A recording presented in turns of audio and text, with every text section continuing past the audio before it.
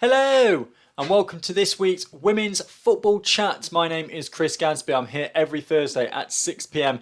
bringing you the very latest from the third and fourth tiers of football here in England. That's the FA Women's National League. Now, I asked the question last week, is the weather coming back again? And the answer was very much yes. Lots of postponements throughout the league in the past 7 days, including one game that's already bit the bullet tonight.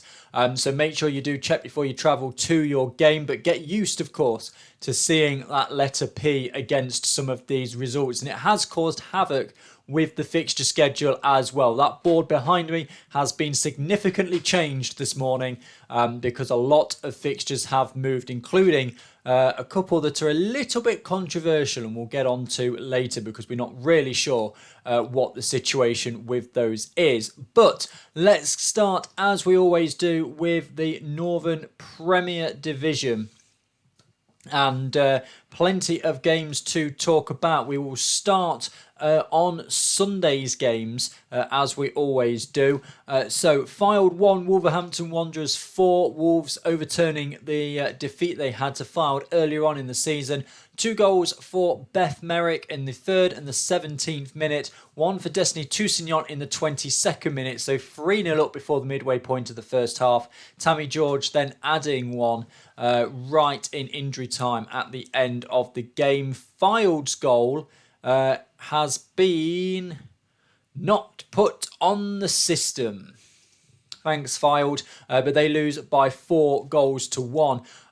Speaking of goals, the goal difference is increasing dramatically for Forest after that 12-1 victory over Fylde earlier on in the season. It's now a 10-1 victory over Boldmere St Michael's, and they are running away in the goal difference column from the teams chasing them. Goals here for Forest. I'm not going to get to do these in order because they're all over the place. Ariana Daniels in the 45th minute. Charlotte Greengrass, another 2 for her. 5th and 58th minute. May Moncaster, 53rd minute. Yasmin Mosby, 25th and 50th minute. Amy West in the 18th minute. And Rosetta Taylor in the 62nd and the 67th minute. And that only makes 9. Oh yes, the 10th goal was an own goal, I remember now. For Boldmere, against Boldmere St Michael's, sorry. The Boldmere St Michael's goal was scored right at the end of the game and also hasn't been put on the system. But a 10-1 victory for Forest, and those two proved to be the only 2 fixtures at the weekend. Brighouse against West Brom postponed. That's been moved now. Huddersfield against Derby postponed, has also already been moved. And Stoke City against Burnley. Now, then we move into midweek. Boldmere St Michael's, no points for them this week from 2 games. They lost by 2 goals to 1 to Stoke City. Leonie Joyce actually put them in front on the half-hour mark. They went in at half-time 1-0 up. But 2 goals in the second half for Stoke. Naomi Bedu in the 51st minute and a late one for Rosine Kivell in the 87th minute means that Stoke take all 3 points. Fylde against Liverpool Feds was postponed last night, and Burnley beat Brighouse Town by 5 goals to 1. Lucy Sowerby with the goal for Brighouse early on. Burnley haven't put their lineup on full time yet, which I'm not surprised about because it was only last night. So yeah, of the potential, 8 games in the Northern Premier Division over the past 7 days, only 4 of them actually happened. What that means for the table, nothing. I say nothing. Well, the reason I say that is because nobody has moved. But Forest, of course, gained 3 points. Burnley gained 3 points. Wolves gained 3 points. So they all just stay exactly as they were. In their race for the title. Towards the bottom, Loughborough, they didn't play, but Boldmere, they lost twice. Fylde lost once. So it's all kind of very much the same, really. The only thing that's changed is the goal difference, which is particularly notable up at the top there. So Forest now on a 50 goal difference. They're 3 points clear of Burnley, who have 1 game in hand form. Now, I should point out, if you are watching or listening to this not on Thursday, that will go back up to 2 games in hand for Burnley because Forest are playing Loughborough Lightning tonight. But this should get out before those games kick off. So this table take with a little bit of a pinch of salt, because not only are Forest playing against Loughborough tonight, but Wolves are playing against West Brom. So there's a couple of games in the Northern Premier Division tonight that will potentially swap the table again. If Wolves win, they go back second. Forest, could go back 5 points clear if they beat Loughborough Lightning. So it is a little bit up in the air. So take these tables with a little bit of a pinch of salt, because they're right now. But in 3 or 4 hours' time, after the show comes out, they won't be right anymore. Mid-table is all pretty much the same, but it is that goal difference for Forest that is like an extra point for them, because they are 19 goals clear of Burnley. They are 20 goals clear of Wolves. Without saying any disservice to Loughborough Lightning, who haven't won all season, you would suspect that another 4 or 5 goals is going to be added to that total for Forest tonight. So their goal difference is going to really act like another point. But to me, the Northern Premier Division is going to be decided in the next few weeks. Now, from next week's show, I'm going to start putting the run-ins on, because we're down to 5 games to go, 5-6 games to go for these teams at the top, and it is really, really close. If we just have a look, I know you can't see it from here, but Burnley in the next few weeks, they've got Derby at the weekend, then Wolves, then Forest. So they play all those teams around them, Burnley. They play first, third and fourth in the next few weeks. So that is probably going to make or break their season depending on what happens. Forest, don't have to play Wolves again. They've got Burnley coming up, as I've just said. They've also got Derby and they've got Brighouse. So it is very much almost like a mini round robin at the top of the Northern Premier Division. Bottom of the division, Loughborough Lightning, they can only get to 20, so technically they could still catch up to Huddersfield Town, but they need 12 points with their goal difference as well. 12 might do it, 13 points realistically from 18. And as I said, they are taking on Forest tonight. Now, I know I have a slight Forest head on, but you have to think that that's going to be requiring Loughborough to need 13 from 15 come the end of the night. Right, Southern Premier Division, because plenty to talk about here as well. That went off relatively quick. No difficulties with the postponements there. So, Billericay Town 4, Bridgewater United 1. Goals in this one to Billericay Town. Lucy Jones with 1. Jessica King with Zoe Rush with a goal. Ellie Sara getting 1 for Bridgewater United in the 41st minute. They went down to 10 with 14 minutes to go. So Billericay Town, relatively comfortable 4-1 victory in the end.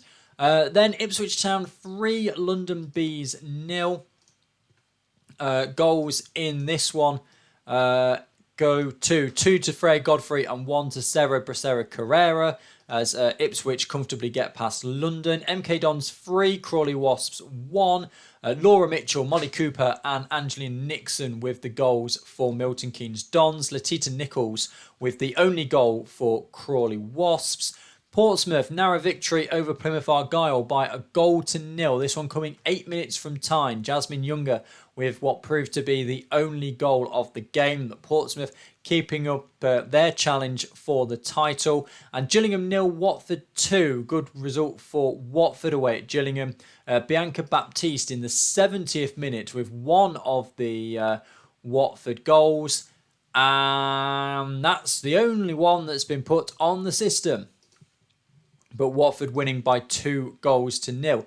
Then we move through into the midweek game. So on Tuesday, Gillingham 1, Billericay Town 1. Kira Flannery getting the goal for Gillingham. Billericay Town scoring through Carisha Aiton.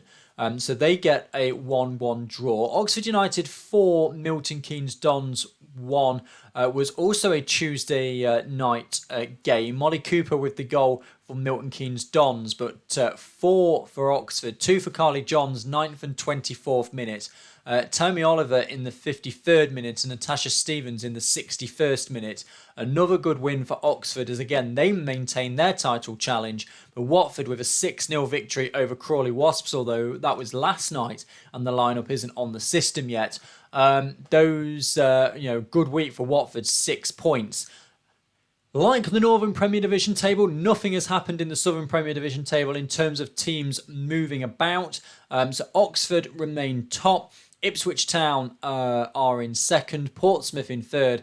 Watford in 4th, Billericay Town in 5th. Oxford are a point clear and have a game in hand over Ipswich, and 2 points clear of Portsmouth with a game in hand. Watford are 4 points back from Oxford, and they need to get a result, really. But the important thing to note with the Southern Premier Division is kind of very similar to the Northern Premier Division. There are 6 games to go, but Oxford have Watford, they have Ipswich, they have Portsmouth. The teams are coming up against each other a bit. So Ipswich, for example, they've only got to play Oxford. I think I may have gone into detail in this last week, but forgive me if I didn't. But so Oxford have got to play those other 3 teams at the top.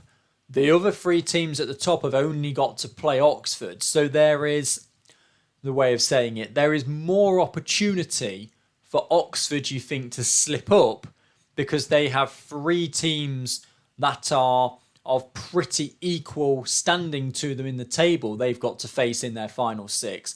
The other teams are only facing the team near the top once. So it's almost 3 times as likely Oxford slip up than the other teams do, if that kind of makes sense, if I'm getting my thinking down into words well enough. But so it is very interesting. You almost say, you look at the run-ins, and again, I'll look at the run-ins next week, but you say that Oxford have the more difficult one because they've got to play the other teams at the top on 3 occasions and the other teams don't. Down towards the bottom, Crawley Wasps now 7 points away from safety with the goal difference. That's 8 points, and they only have 12 left available. And you look at Crawley Wasps' 4 games, they have Ipswich, Oxford and Portsmouth in them, and it's very unlikely that they will get wins from all of those games. But, this is football and stranger things have happened.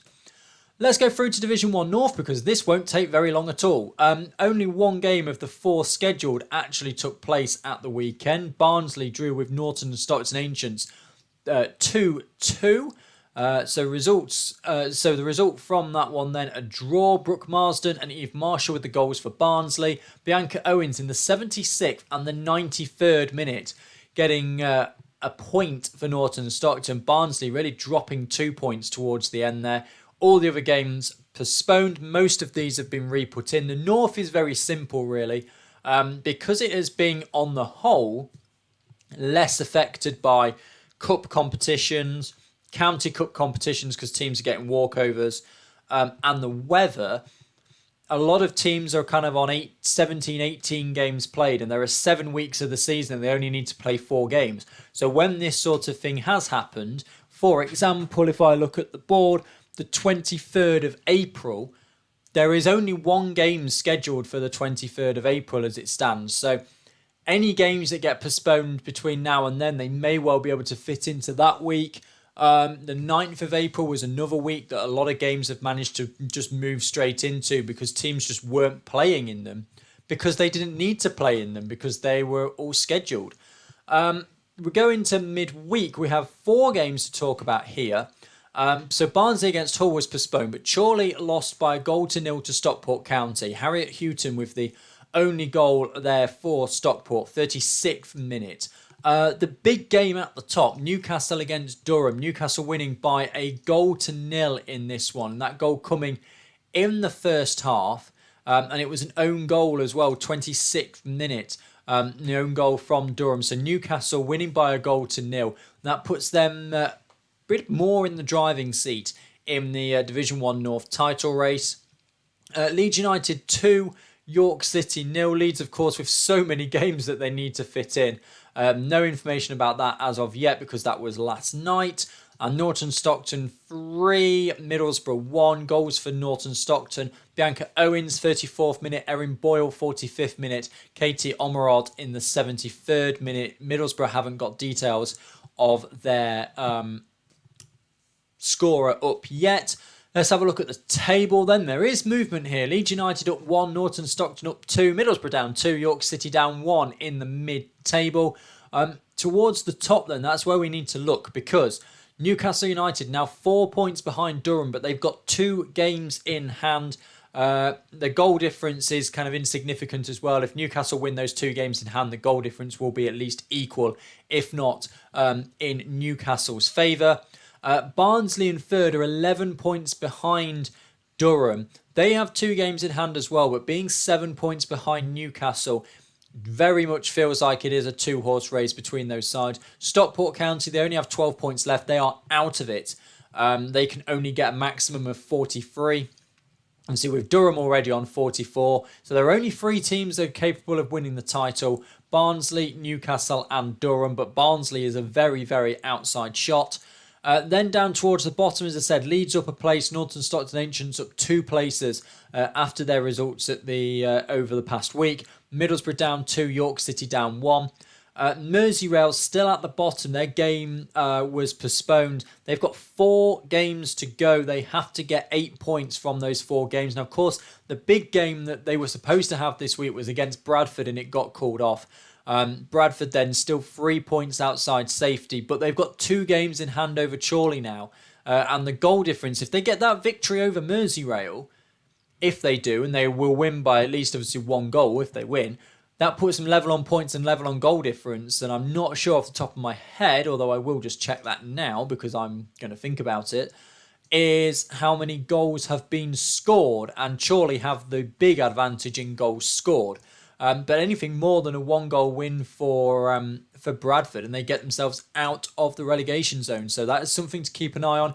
As I said, I'll look at run-ins coming up next week. So that's Division 1 North. Let's go to Division 1 Midlands. Games, again, kind of postponed a bit here. Long Eaton United have survived for another week because basically both of their games this week have been called off. Their game against Leaford Athletic called off at the weekend. Lincoln City 2, Stourbridge 2. A late goal here for Lincoln City. Deep into added time meant it was only a draw. Now, Lincoln City, 2 goals, Madison Green and Tony McHamilton. There aren't times on any of these. Stourbridge have Lois Jeffries in the 72nd minute, and then from the penalty spot 4 minutes later. So Stourbridge, yeah, I said they were 2-1 up, and it was a late goal for Lincoln. That means that finished 2-2. So Stourbridge dented a little bit again, but Northampton Town against Doncaster Rovers Bells was postponed, so Doncaster not with the opportunity to take advantage. Peterborough 6, Wem Town 0. It has not been a good week for Wem Town. Eve Driscoll King in the 3rd minute, Rachel Lawrence in the 35th, Rosie Axton in the 41st, Keir Perkins in the 54th and the 56th, and Jessica Driscoll in the 81st minute. 6-0. Peterborough United win. League Town against Sheffield also postponed, and then on Wednesday, last night, Long Eaton United against Sporting Cowser postponed, and Stourbridge beating Wem Town by 7-0. So 13 goals against Wem Town in the past 7 days. No information about that Stourbridge game yet because it was only last night. What it means for the table, Stourbridge now 7 points clear of Doncaster Rovers with a game in hand. Doncaster Rovers could bring that down to 4, of course, when they play that game, and both those sides have still got 7 games left to play. That's a whole new discussion I'll get onto in a moment. Peterborough United and Northampton Town have swapped after Peterborough United's big victory over Wem Town and Northampton Town not playing. And Leek Town have gone above Wem Town without playing because, as I mentioned there, Wem Town have lost 13 goals to their goal difference this week. They have gone from -9 to -22, and that has proven to be enough to make Leek Town leapfrog them in the table, and Wem Town have dropped down into the relegation places with a game in hand played more than Leek Town, just because they lost by so many goals in 2 games. Long Eaton United at the bottom still survive for another week. They have to win all 5 of their games and hope that nobody else picks up points for the teams they are chasing. But as we have said for a few weeks now, it is a matter of when rather than if, particularly when next week, midweek game, next Wednesday, they have to face Stourbridge. It is a case of when rather than if for Long Eaton United. Right, shall we discuss fixtures now in Division 1 Midlands? Yes, let's do it now. So, fixtures have been rearranged, have come out, and despite the league wanting to get all the fixtures done by the 30th of April and have everybody play on final day, which is great, love the idea, love the intention. It has come out today that Doncaster Rovers are playing their final game of the season against Peterborough on May the 7th. And this comes at the same time as it comes to light that Stourbridge, who were in a similar situation, same games played, etc., they have had a game put in midweek rather than at the end of the season. Stourbridge, of course, in the plate final as well, coming up next week. So Stourbridge are apparently, and rightly so, a little bit aggrieved that they've been given midweek games to be done by the 30th of April and Doncaster have been allowed to go another week and only play at weekends. And I can get it. I do completely get it. Now, I'm going to give the league the benefit of the doubt. There must be external and other contributing factors rather than them just going out can go at the end. So I'm going to give the league the benefit of the doubt on that one. But picture this scenario in that Stourbridge with their heavy... Bear in mind they've got County Cup semi-final as well. And that's not to say Doncaster haven't, but their County Cup has not decided when they're doing it. Stourbridge are deep in. They've got midweek games. If they have this busy fixture schedule... Let's say, for example, this midweek game against Solihull, they drop points. Let's say they lose it. And that then could therefore be the difference. It could stay really close because Doncaster are going to have this game in hand now for a long time. Until the end of the season. Imagine the scenario where Stourbridge cramming these fixtures in end up with an injury or a couple of injuries, or they drop points because of the fixture schedule, and then with nobody else playing on final day, Doncaster know all they've got to do is win and they go up, and then they do it. There would be all hell to play, I think, from Stourbridge, particularly if they have been told, no, your fixtures have got to be crammed in and finish on the 30th. I remember way back when I said, Stourbridge are halfway through their season. It's only mid-October. What's going on? And now they've played like 5 league games in 5 months. It feels... And I'm not saying that the league have done this with any malice at all. I'm not. There are clearly other contributing factors. There have to be. Because otherwise they put Doncaster in midweek as well. But similarly to, and I've had this discussion in the past on this show, they are leaving themselves open. It was with all the cup draws, wasn't it? And everyone ended up playing their local side last season. They are leaving themselves open to this speculation is probably the right word. And people going, why is this like it is? Particularly when nothing comes out from the league. There's no information about, right, this fixture has moved to this date because of this.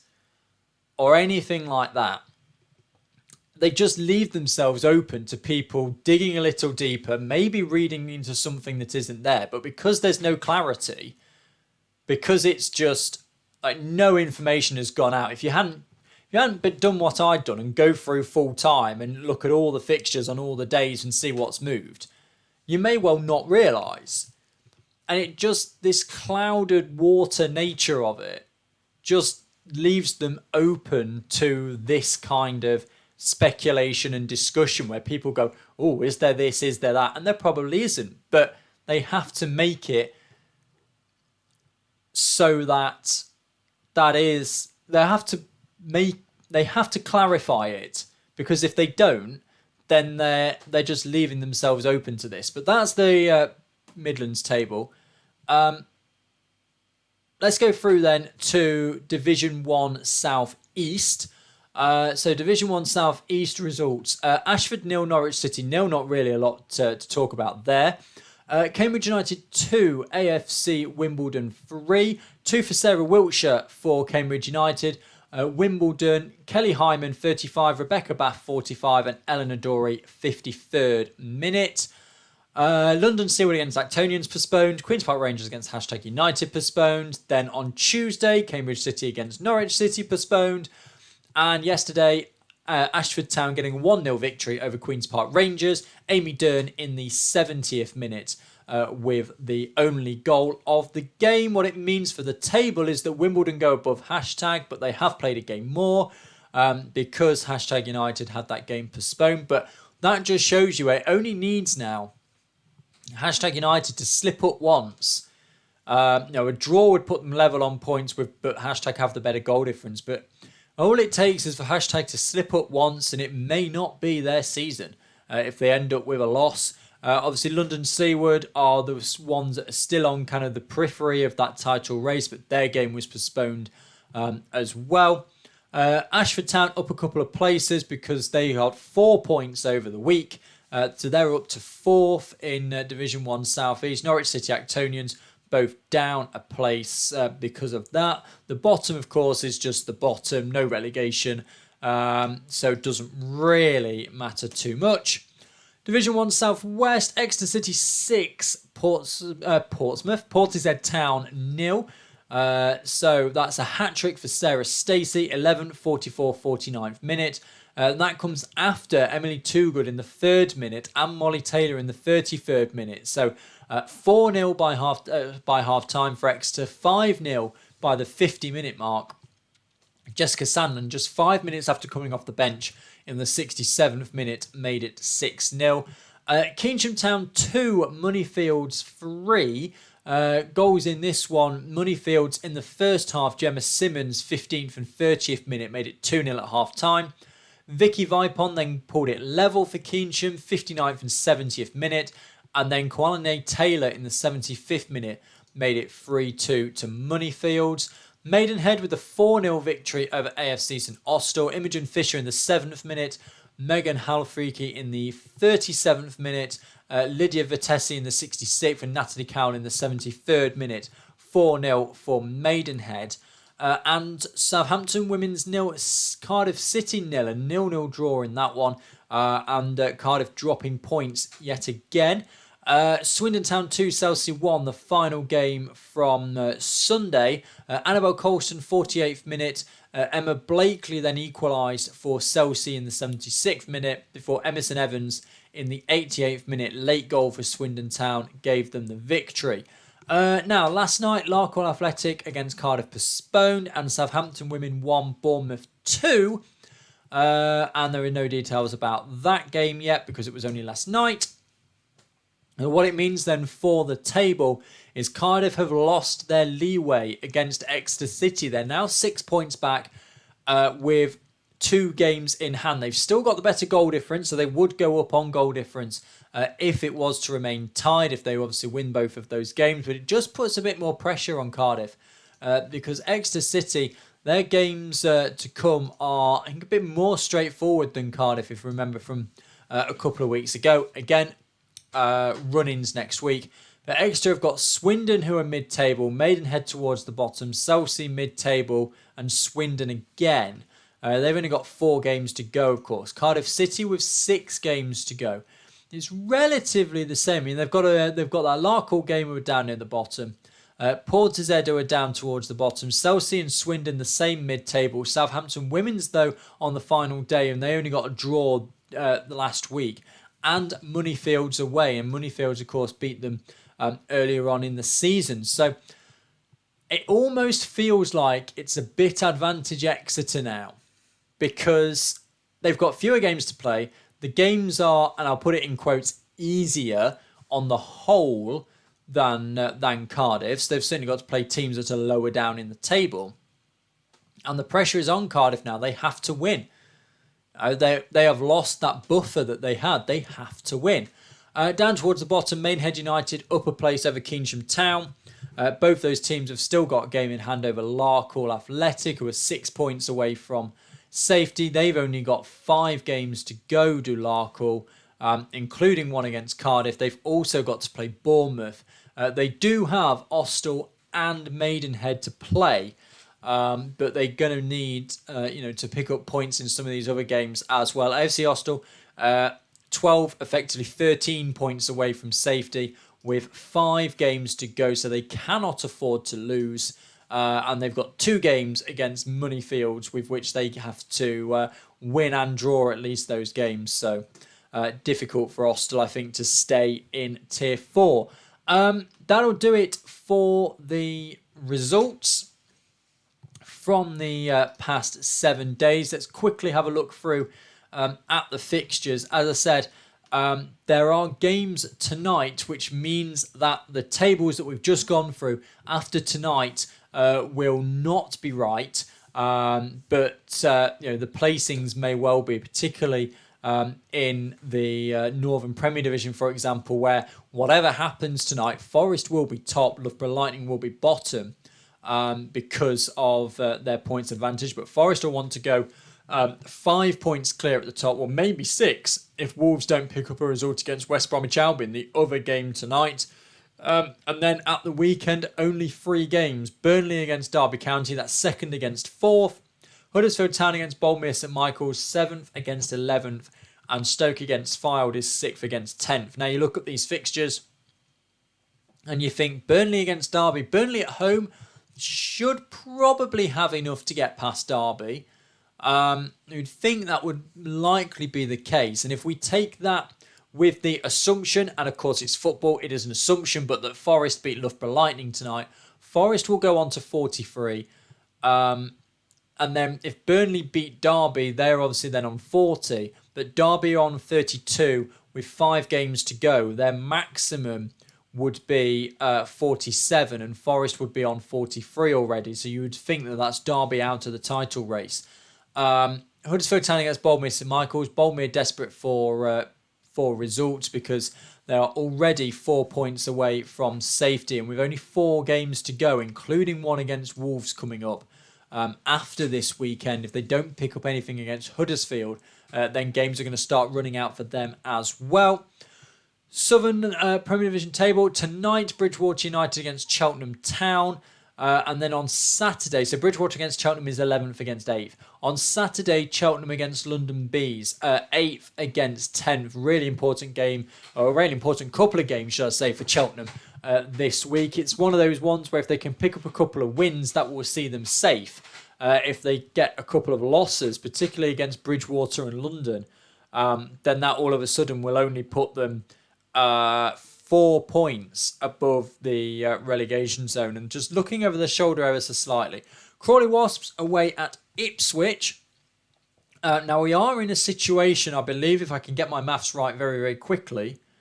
Yes, if Bridgewater are to beat Cheltenham tonight and London Bees beat Cheltenham and Plymouth beat Gillingham, then Crawley Wasps could be all but down. Yeah, they would be down if they lose to Ipswich. So a lot of things have got to happen for that to happen, but it is possible for Crawley to be down when they play on Sunday. Watford against Oxford, that's the huge game at the top. 4th are Watford, 1st are Oxford.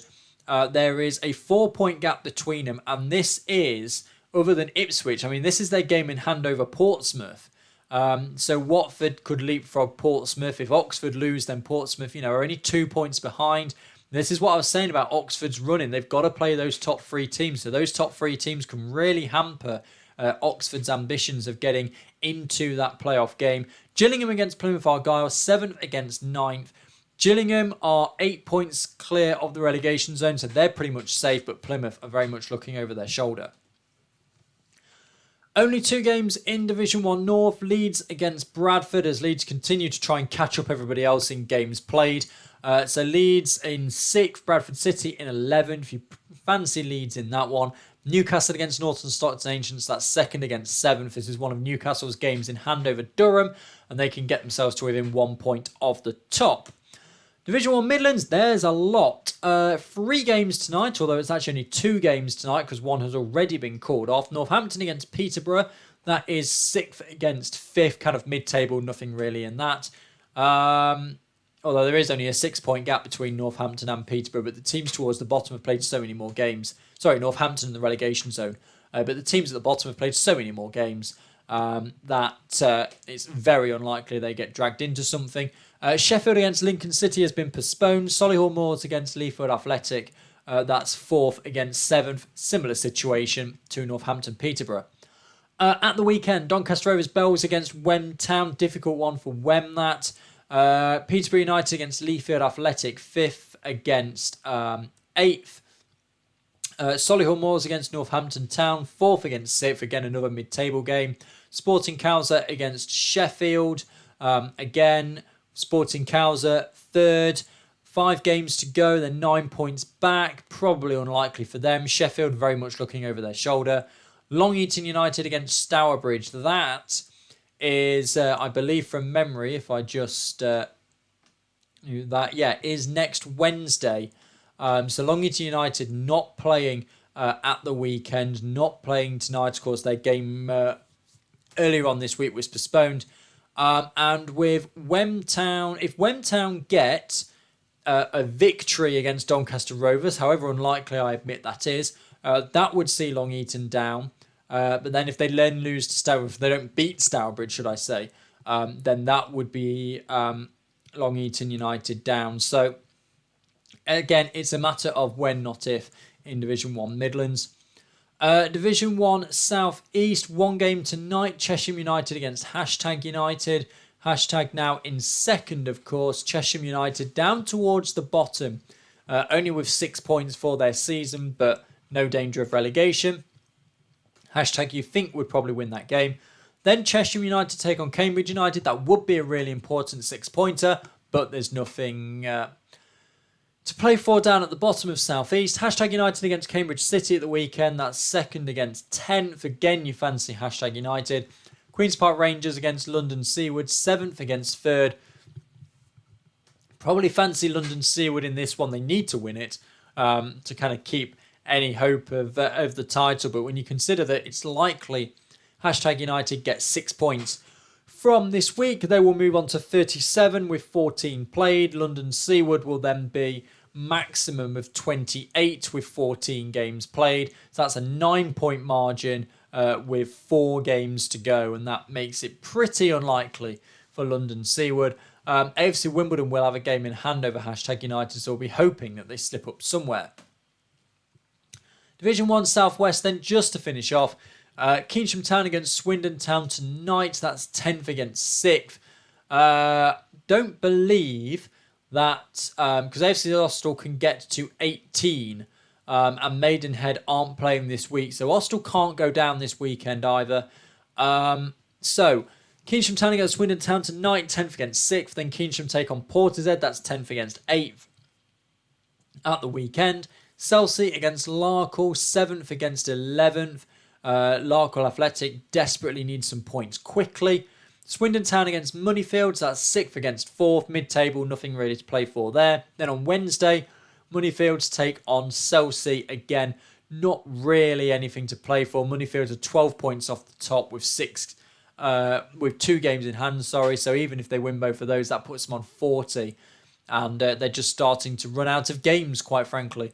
Maximum for them is to get to 52. Exeter already on 46.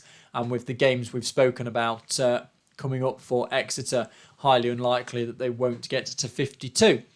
So that will do it for this week's Women's Football Chat. A little bit shorter than we have been going into. But again, next week we'll go into a real deep dive with some of the run-ins. Let's have a look, see who will have the better of them and who we think is going to go promoted, relegated, get into that playoff game, all the rest of it. Of course, on next week's show, we'll be looking ahead to the plate final as well between Stourbridge and Leeds. But thank you very much for watching and or listening to this week's Women's Football Chat. Of course, the weather is okay, but there may still be postponements, so check before you travel to your game and keep supporting your local women's football team. I'll be back next Thursday at 6 p.m. Will we have our first relegation? We think it's likely that this is football. Anything can happen.